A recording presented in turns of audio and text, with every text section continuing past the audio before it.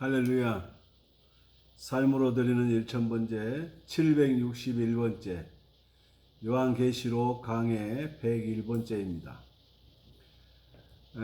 오늘은 제14장 요한계시록 제14장 두 부류의 표받은 사람들에 대한 삽입 이상입니다. 첫 번째는 구원받은 하나님의 14만 4천에 대한 삽입 이상이 1절에서 5절까지 기록되어 있고, 두 번째는 멸망받은 악인들에 대한 삽입 이상이 14절에서 20절까지 기록되어 있습니다. 구원과 멸망의 두 가지 삽입 이상이 들어있는 것입니다. 멸망받은 악인들은 누구인가? 짐승의 추종자들이다. 즉 적그리스도를 따랐던 사람들입니다. 첫 번째, 시온산의 14만 4천 1절에서 5절을 근거합니다. 1절의 말씀에 보면, 또 내가 보니 보라, 하나님의 어린 양이 시온산에 섰고 그와 함께 14만 4천이 서 있는데, 그들의 이마에는 어린 양의 이름과 그 아버지의 이름을 쓴 것이 있더라. 아멘. 시온산도 하나만 이야기하면 안 됩니다. 하늘의 시온산이 있고 땅의 시온산이 있습니다.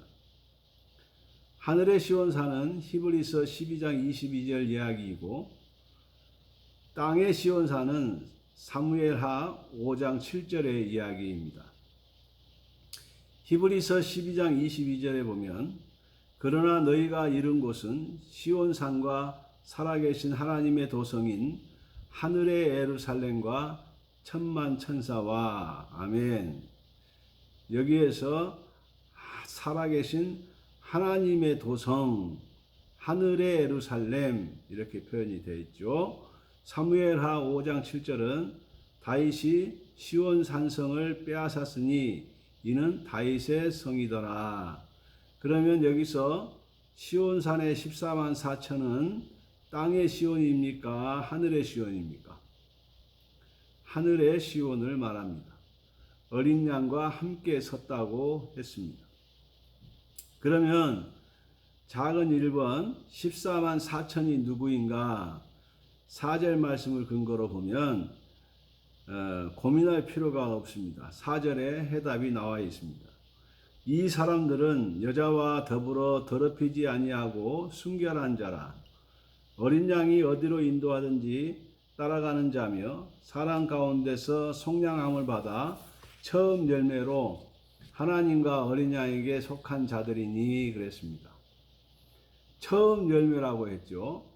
처음 열매하면 계시록 7장 4절에 생각납니다.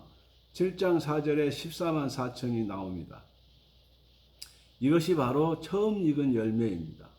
그러면 계시록 14장 1절에서 5절까지 나오는 처음 익은 열매는 계시록 7장 4절과 동일한 인물입니다.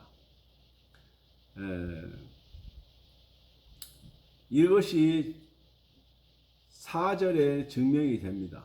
4절에 처음 익은 열매라고 했으니까 7장에 나오는 14만 4천과 14장에 나오는 14만 4천은 동일인이다 라고 보는 겁니다. 다른 대상이 아닙니다. 처음 익은 열매는 7장 4절에서 7째 인을 떼기 전에 인 맞은 이스라엘 사람들이라고 이야기를 했습니다. 14만 4천은 이것을 처음 익은 열매라고 이야기합니다. 이 처음 익은 열매라는 이야기는 초실절과 오순절 이야기입니다. 이 사람들은 절기를 너무 잘 지키기 때문에 무슨 절기는 어떻게, 무슨 절기는 어떻게 다 알고 있는 사람들입니다. 그래서 이 말씀을 쉽게 그들은 이해합니다. 그러면 초실절에는 천 이삭을 바치고 한 단을 바칩니다. 이것이 첫 열매입니다. 그 다음에 그 뒤에 오순절 날에 추수를 하는 것입니다. 그러면 처음은 말 그대로 첫 열매이고 그 다음은 많은 열매를 추수하는 것입니다. 이것이 무엇과 흡사한가? 고린도전서 15장 20절과 23절의 내용과 흡사한 모습입니다. 예수님께서 무엇이라고 얘기하셨느냐? 잠자는 자들의 첫 열매라고 말씀하셨습니다. 잘 들으셔야 됩니다. 죽은 자 가운데서 다시 살아나서 잠자는 자들의 첫 열매이다. 그러면 예수님이 첫 열매라는 말은 그 뒤에 많은 열매들이 다시 일어날 것이라는 이야기입니다. 그것이 바로 우리 이야기한 것입니다. 예수님이 첫 열매로 부활하셨고 그 뒤에 그를 따르는 많은 사람들이 부활을 할 것이다. 이 똑같은 이야기를 하는 것입니다. 그러면 계시록 7장에서나 14장에서 첫 열매가 바쳐졌다면 50일 뒤에 오순절 날에 많은 추수가 있을 것이다. 이것이 무엇이냐? 바로 대환란 끝에 수확물이다. 많은 사람들이 구원을 받는다. 그 얘기입니다. 첫 열매는 레위기 23장 9절로 16절 말씀에 근거를 합니다. 추수는 스가랴서 12장 10절, 로마서 11장 26절에서 27절 말씀을 근거합니다. 첫 열매가 있다는 것은 추수가 있다는 것을 전제로 하는 겁니다. 그래서 이 사람들은 해마다 지키는 절기를 통해서 너무 쉽게 알았다는 겁니다.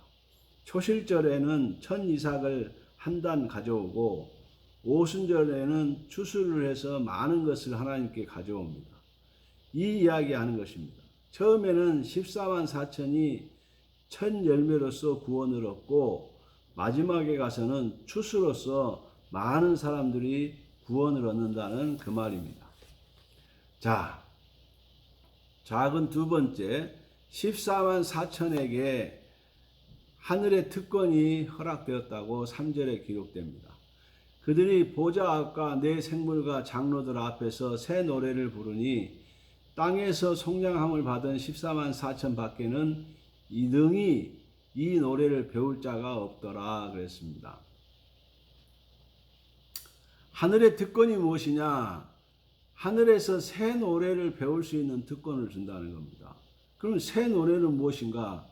구원받지 못한 사람들이 배울 수 없는 노래입니다. 이것이 지금 우리는 이 땅에서 부르고 있죠.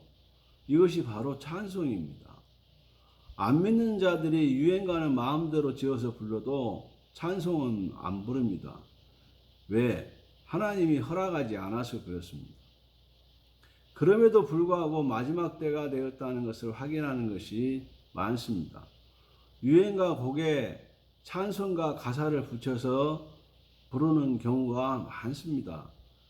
우리나라뿐만 아니라 세계 곳곳에서 이런 현상들이 많이 생겨나고 있는데 이거는 거의 카바레 수준이고 이건 무슨 이 찬송가인지 유행가인지 찬송가를 농락하는 듯한 그런 기분을 느낄 때가 많습니다.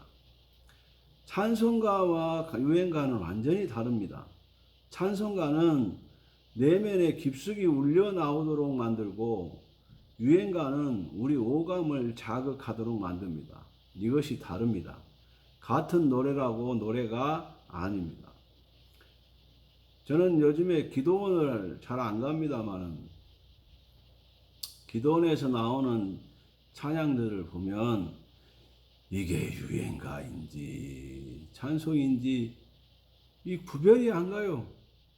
아주 저급해서 따라 부를 수가 없을 그런 찬양을 부르고 흥분해서 날뛰고 춤추고 난리 부르스를 해요. 난리 부르스를.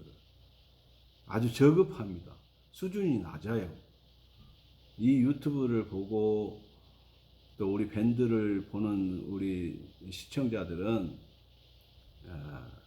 그런 수준 낮은 집단에 가지도 마시고 그런 일에 참여도 하지 마세요. 부끄럽습니다. 찬송을 할 수 있는 것은 하늘의 특권입니다. 아무나 부를 수 없도록 하나님이 허락하지를 않습니다. 하나님을 찬송할 수 있는 특권은 14만 4천에게만 특권이 허락되었다 그 말입니다. 오늘 우리가 찬송을 부른다는 것은 엄청난 특권을 누리고 있는 겁니다. 이 찬송이 하나님께 불러지도록 만들어진 그 찬송을 사탄을 위해서 부르려고 가사를 가져다 쓰고 있으니 이 안타까울 일입니다. 늘 찬송하면서 하나님의 감동과 감격이 넘치시기를 축복합니다. 수준 있는 그리스도인, 격조 있는 찬송, 이거 중요합니다. 저급한 집단들, 저급한 기도원, 이단들, 이 부르는 찬송을 가보면 수준이 낮아서 쳐다보기가 어려워요. 그런 집단에 가지 않도록 다 명심하시기 바랍니다.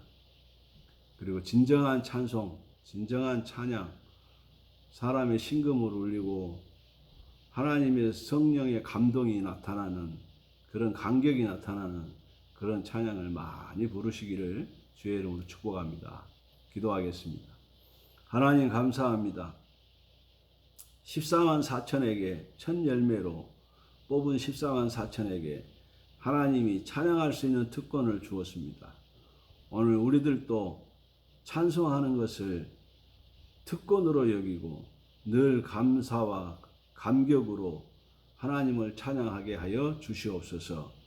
예수님 이름으로 간절히 축복하고 기도하옵나이다. 아멘. 아멘.